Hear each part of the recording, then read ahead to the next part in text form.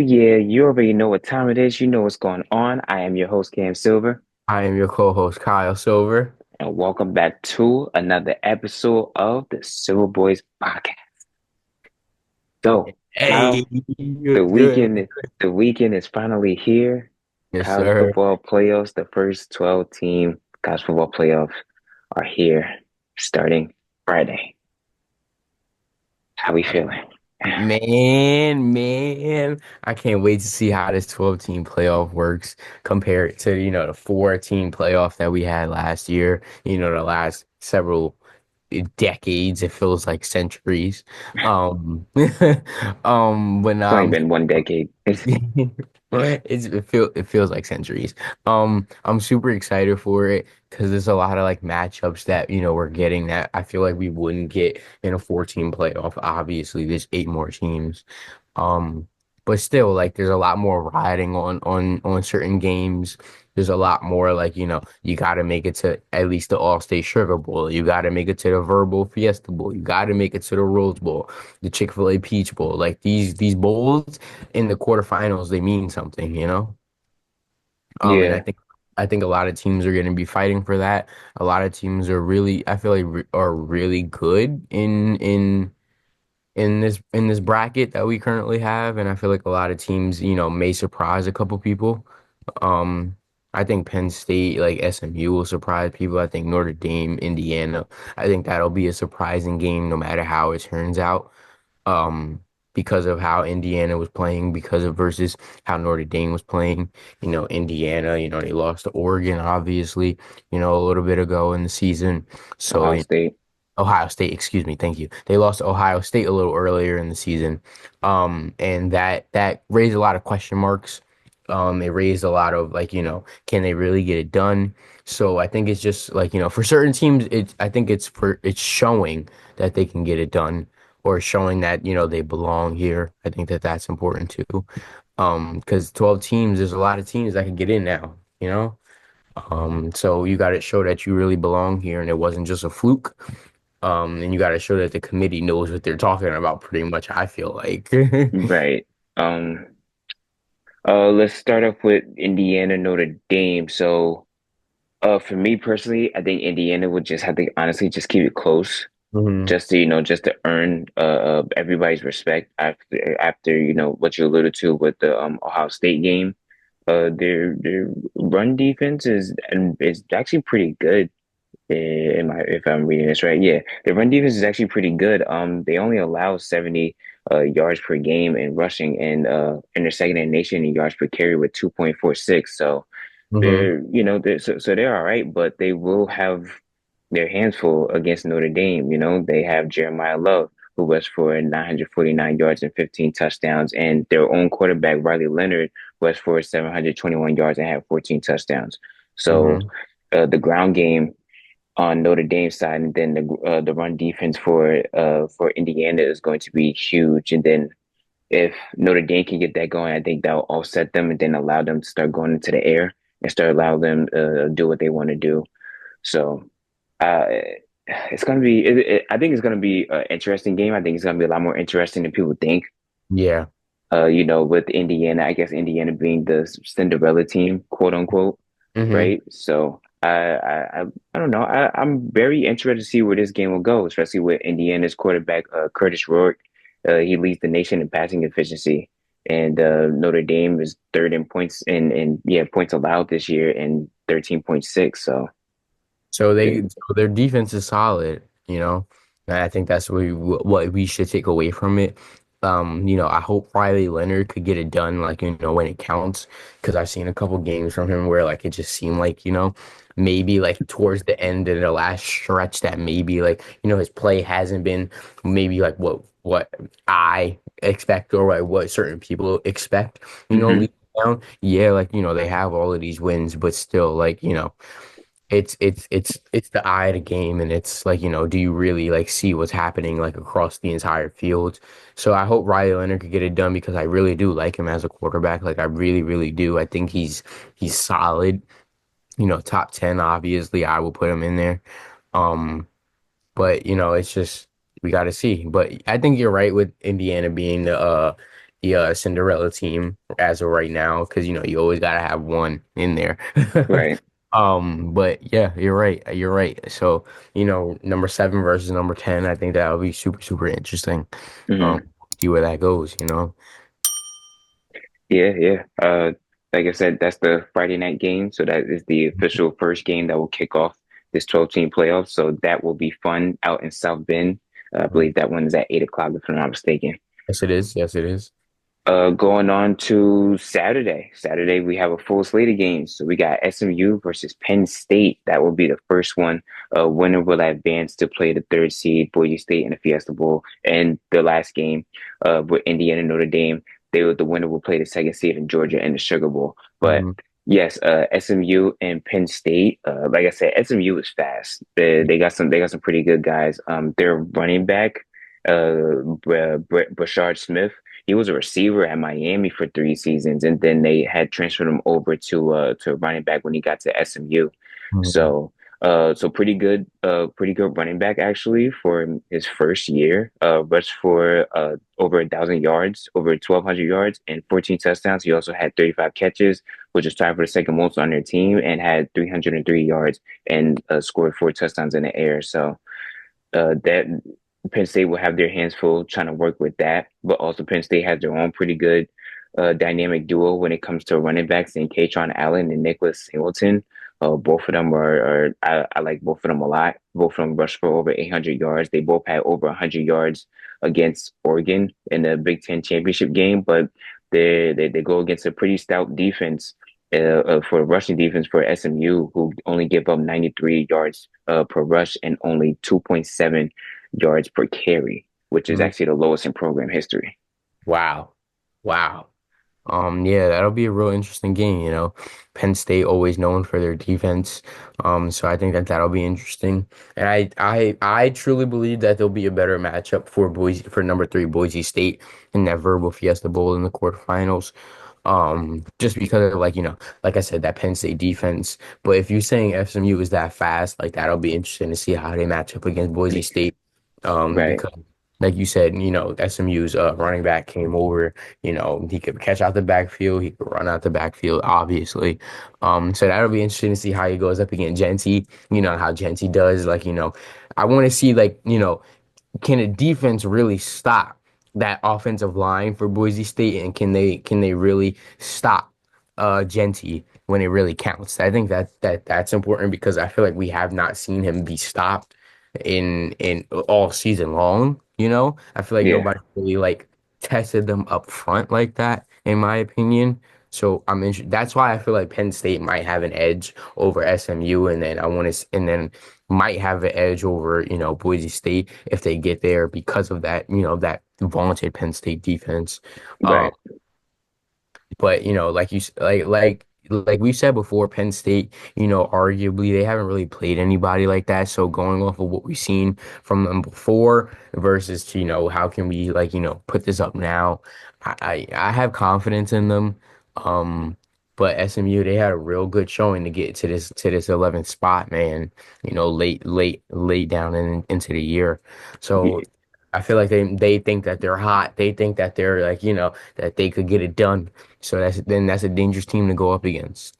yeah. You I will. I'll give Penn State the fact that they played Ohio State, and now they've also played in a Big Ten championship game know? against Yeah. Oregon. So I'll give them that. It's just a matter of actually winning the game Mm-hmm. for them now.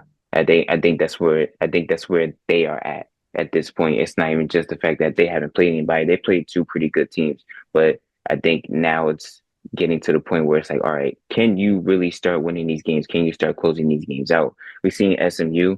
If you give SMU a sliver of hope, they're going to take it, just like they did against Clemson. You know, Mm-hmm. they pushed that game all the way down to literally the last seconds, and after they were basically getting beat up the whole first half.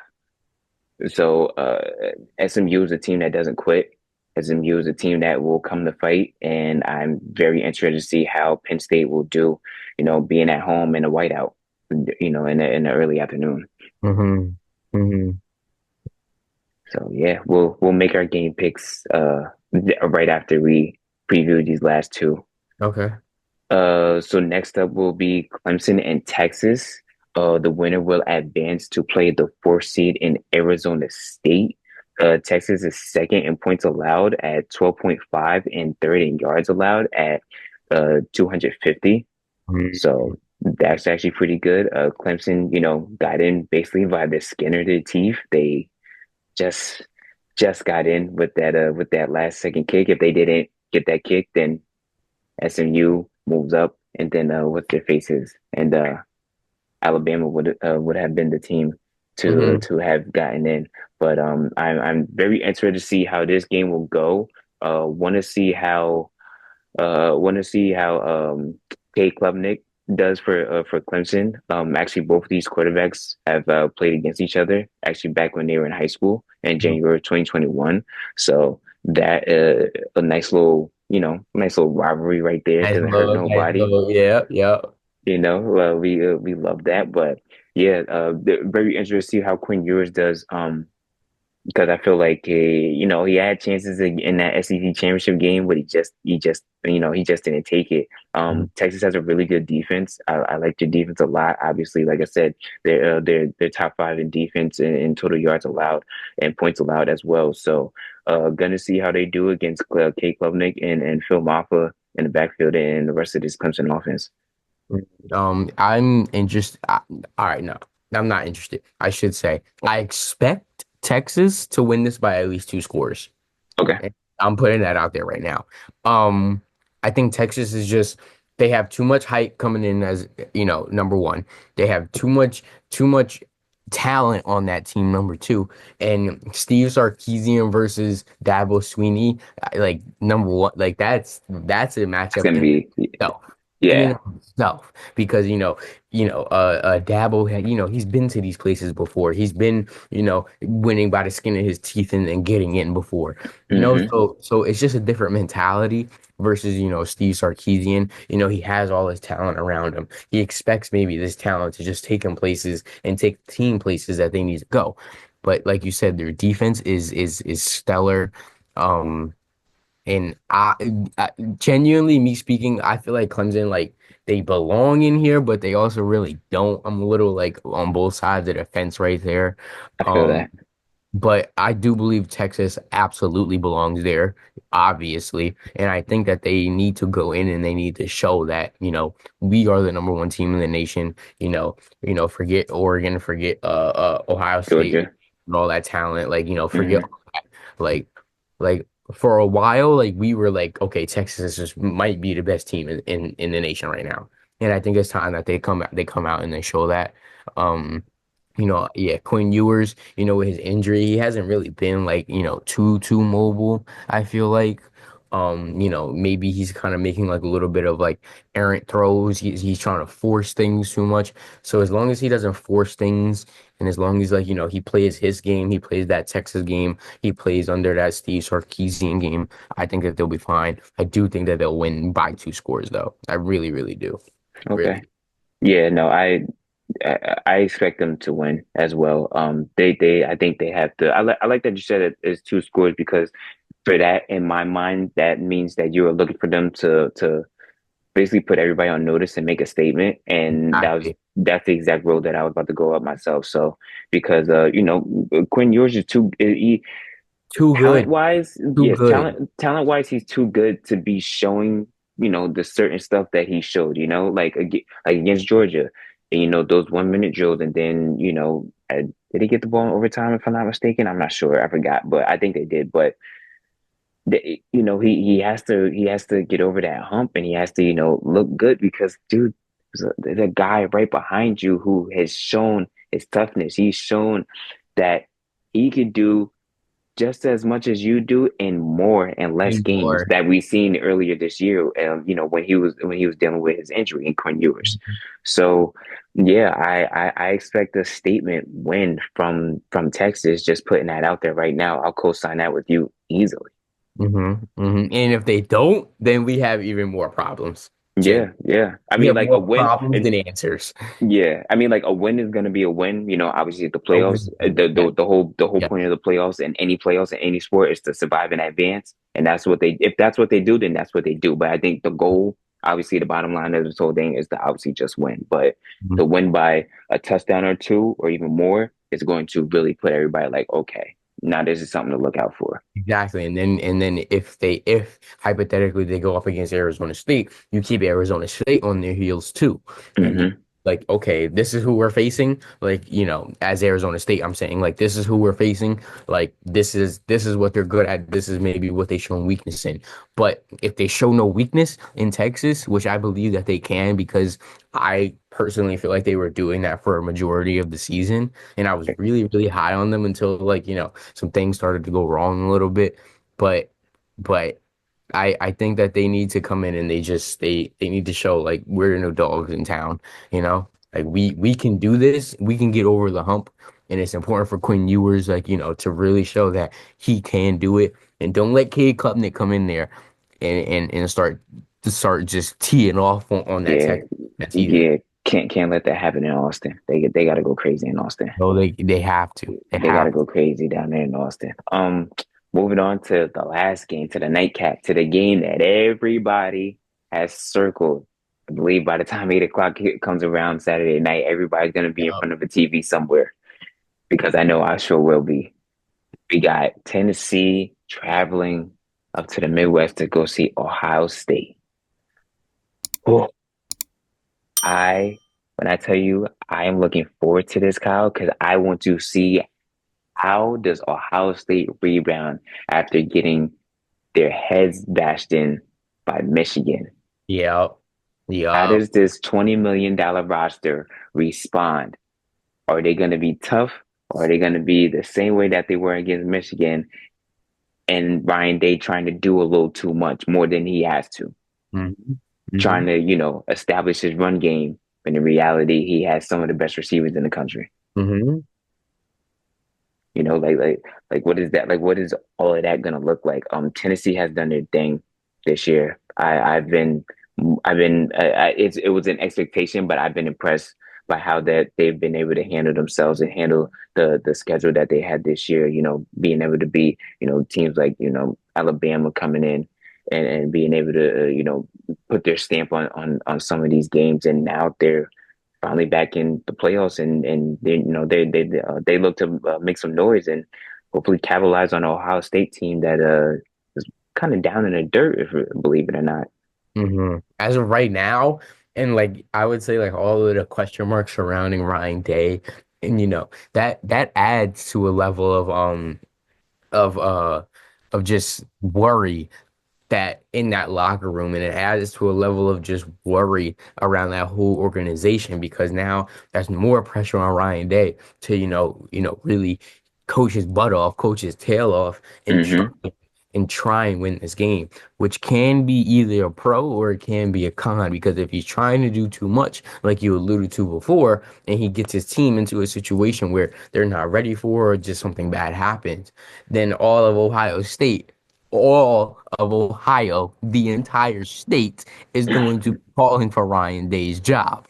And I think that that's a huge problem because, like you said, a $20 million roster, and to me, there's nothing that's gonna allude to the fact that or show me that they're gonna stop, doing what they're doing in terms of just like in the future of having a highly talented roster and having a highly paid roster. They're always Right. gonna be top three, I feel like, of 15, 20, $25 million. And I feel like that number is just gonna keep going up, up, and up. But if as that number keeps going up, up, and up, you got to show that you're able to win Yeah. and you're able to really prove to, Ohio State, the organization, Ohio State, the fans, that everybody's worth it, including the coach too. And, after losing four straight to Michigan, everybody just wants him gone. Everybody wants him gone because to Ohio State, it's a beat Michigan pretty much, organization. I would feel like, and every time they face Michigan, they just the last four times they have not beat them. Going up against Tennessee, that's big. That's really, really big. Tennessee feels like they're hot. They feel like, they could get some things done. They could really like, I don't know, man. This is tough because I seen an Ohio State that could score 30 plus on you, and then I seen an Ohio State that scores 7 points. Yeah. Yeah, it's frustrating because if we get the same Ohio State team from Michigan, obviously I think we know how that ends.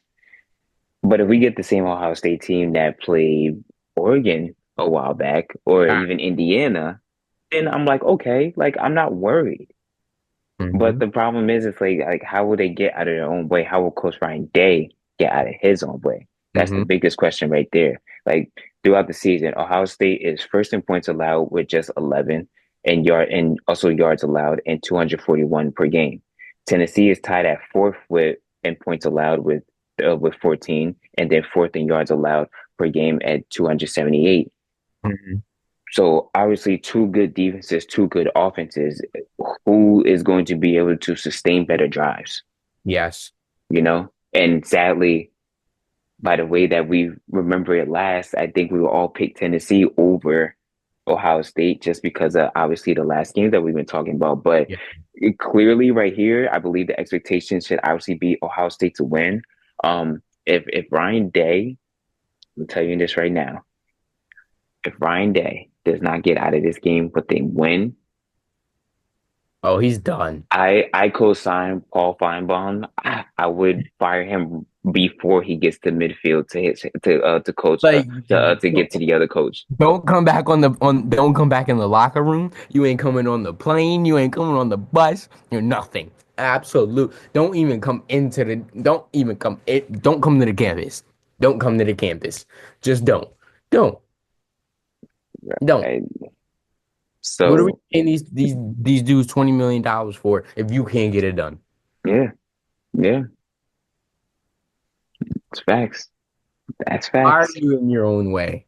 And that's the I'm problem. I'm I'm just worried because I'm thinking of Tennessee right now, and you know how great teams, great coaches, they always pick up and they always take from what other teams have done. I'm just thinking of what Tennessee is sitting there doing. They're watching tape from what the Oregon game, they're watching tape from the Michigan game, and they're just taking in what those defenses did to that Yep. offense, and they're probably going to try to sell it and package it and keep it, keep it confined only to, two scores at least, and Uh-huh. touchdowns at least. Uh-huh. So yeah, I feel like I'm not gonna lie to you. I wouldn't I I wouldn't be surprised if Tennessee would have won this one and come out. I I really wouldn't would. be. I I agree. I really wouldn't either. I wouldn't. The more I think about this game, the more I'm looking at this game, like bro, like this is this is actually kind of dangerous to look at. But we will make our game picks. So Indiana, Notre Dame, who do you have? I'm gonna take Notre Dame. I like Riley Leonard. I'm gonna take Notre Dame. Same, same. I like their defense too. I like their Yep. secondary a lot. Yep. SMU, Penn State. I'm gonna take Penn State because of that defense. Okay, okay. I I like it. I like it. I'll Penn State for that defense. Yeah, I'll go with Penn State as well. I don't know if SMU has really played a strong enough team like Penn State. You know what I mean? Like I said, at least Penn State has played the Oregons and the Ohio States. At least SMU, they played BYU, but BYU started to tail off. They played, Uh-huh. Clemson, but Clemson just got in. So more. We'll see. We'll see. You We'll know what I see. mean? Clemson, Texas. I think we've already established Yeah, Texas Texas. better win. I think we've already established Texas, and then Tennessee, Ohio State. It's another one. It's a Ohio State better win. It's another one. But I think what I just said just crept into your mind with the fact that Tennessee could be lurking. You know what? I'm gonna take Tennessee. You Okay. know what? I I'm gonna like it. take Tennessee. I like it. I could be completely wrong, and that's okay, guys. That is a-okay. I learned from my mistakes, but I'm gonna take Tennessee because I do not trust Ohio State whatsoever. I just Okay. don't. I don't trust Ohio State either, but they're at home. It's the first playoff game. It's at night. Oh, don't let them lose at home game. Oh my I God. know. At night, out of all times, Yo. right? It's gonna be Oh freezing my cold God. outside. Oh my God. Oof. But yeah, I'll take Ohio State. I like that Tennessee pick though. I really do. And like I said before, I can see it happening. I can see the upset happening, but we'll see. And whoever wins that game actually goes on to see Oregon. So I know Ohio I State was will just about love to to. say though. the thing is though is that Ohio State would match up better against Oregon than Oregon matching up against Tennessee. Tennessee, If yeah, and I Oregon goes know, up against Tennessee, they're gonna and wash, they're gonna blow them out the water. I also thought the same thing with Penn State, but Penn State held their own, so I can't definitively say that. But I will say Ohio State is if Ohio State can get past Tennessee, I know that they'll be looking at chops to get their revenge back on Oregon after what Oregon, we seen happen exactly, in Eugene earlier exactly. this season. So yeah, I'm yeah. gonna, I'm gonna still take Tennessee. We're gonna see what Oh, happens. I'm I'm going taking them. I'm taking them. to Take 'em. I'm taking the balls, boy. the Volunteers. Yeah. All right, so we got about 4 to 5 minutes left. So let's go on to the NFL. A lot of things have been going on over there. Um, let's just start up with some stuff. Patrick Mahomes, he has a high ankle sprain that he suffered in Cleveland, but he is still expected to play as he has been practicing all week. So that's a good sign right there. Lions have 21 players on IR, including guys like Alex Anzalone, David Montgomery, who's now out for the season. So Lions went from being the favorite to get out of the NFC now to looking like, Can y'all even make it there to the NFC Championship? yeah, that's the worry. That's the biggest worry. They would have to really punch in and get that number one seed, which is going to be tough to do. It was like what Um, happened in San Francisco a couple of years ago, like last year or 2 years ago. Like, how all of their players were essentially just gone, you know? was that a couple of years ago? I don't remember that. For the most part, they've all been healthy, but I think this past When year they, they've I'm just been. saying, like when they lost, like they had like their third or fourth string quarterback in, Oh, when oh, oh, you oh, know what I'm oh, oh, talking about. oh, oh. When they lost to the Eagles in the NFC I'm saying like Championship. it just feels like they were on this high, and then all of a sudden, all of these injuries come in, and now boom, you're Oh coming yeah, if down. yeah, no, if they simply didn't lose their quarterbacks, then it's probably a better Y'all, game. yeah, exactly. But David Montgomery, I feel like he's arguably just as important. Oh yeah, obviously. Well, obviously they use that the two running back system, so or Exactly. running back by committee basically. So, Hmm. Michael Vick accepts a head coaching job at Norfolk State, which is I think that's going to be pretty cool to see right Hmm. there. See what the kids can learn from him. But it's the breaking news that happened not too long ago.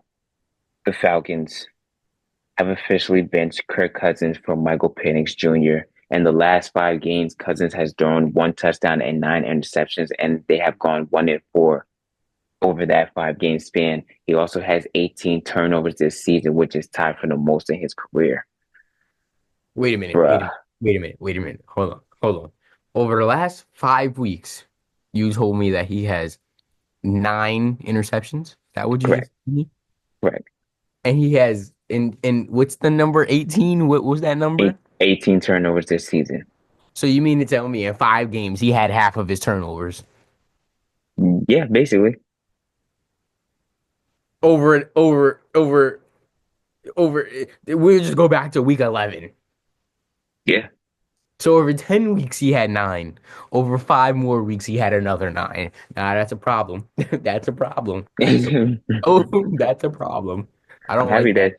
that I'm happy they identified it. I wish they would have identified it earlier though. Earlier, earlier, going last week, what he went 11 of 17 for 112 yards, 1 touchdown, 1 interception, and could have turned it over a couple more times too. So it's just like what more is he proving to that Falcons organization that he can actually take them to the promised land? Nothing. It seems Yeah. like Yeah, no. So since the game down in on November 10th, a game against the Saints, it's interception and then Broncos interception, Chargers 4 interceptions, Minnesota oh, 2 interceptions, and then 1 interception against the Raiders. So that's yeah, turnover prone, like you alluded to before we started recording. Like he's immobile now. That Achilles injury that does a lot to you. We see how Mm, Aaron Rodgers is now. So it does a lot to you. yeah, Um, so I'm glad Michael Penix is getting his play now. He finally gonna get some PT, some burn, Hmm. and see how, what packages they have for him, how they're gonna get the ball out of his hands because, he's not like he's also a mobile quarterback either. In his time at Washington, he was a lot more of a pocket presence quarterback, slinging the rock like, wherever, all over the field. And, he has some weapons with him in Drake London. Um, so I don't know, man. This is gonna be interesting because when they drafted him, we were both like, whoa, whoa, whoa. Like, why would you take Why this? would you do Why would that? you take Yeah. Michael Penix if you had Kirk Cousins and you signed him to all this money? Now we understand why. Yeah. I think we kind of also a little bit understood why in that first week Yeah. against the Steelers, how like, immobile he looked, but then after that he comes back against the Eagles and he does his thing. And then it's like, okay, well, we'll see. But then and then it was weird because like even like in the middle of the season, like when they got to Tampa Bay and they played them in overtime and he had 509 passing yards. Mhm. So it's crazy to see how a flip switches like that, and then next thing you know, you go from this to this. Exactly. Exactly. So, Um, I'm real interested to see how Michael Penix is gonna look. I know a lot of like the conversation around him was like he was injury prone, coming into the draft and whatnot. And a lot of people were like really upset about the Falcons drafting him that high. But hmm now it's his time to prove it, and now it's his time to really like show everybody why you got drafted this high and why you belong here. yeah, and you're also fighting for a playoff spot. Yep. Yep. Like if they end up tying with the Bucks, they will get the nod over the Bucks because they beat the Bucks twice this season. Hmm. So, yeah, this is huge. These last 3 weeks are huge right now for a lot of these teams. I wish we had more time to get into the clinching scenarios, but we'll get into some of that next week. But We'll start it off next week with that. Yeah. Yeah. yeah, yeah. But you know, great episode this week. Merry Christmas to everybody. Hope you all enjoy and watch some football that will be on Christmas now, and even some basketball if you can find a good game or so. Fun ahead.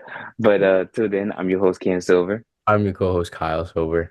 and this is Silver Boys. Thank you. Thank you.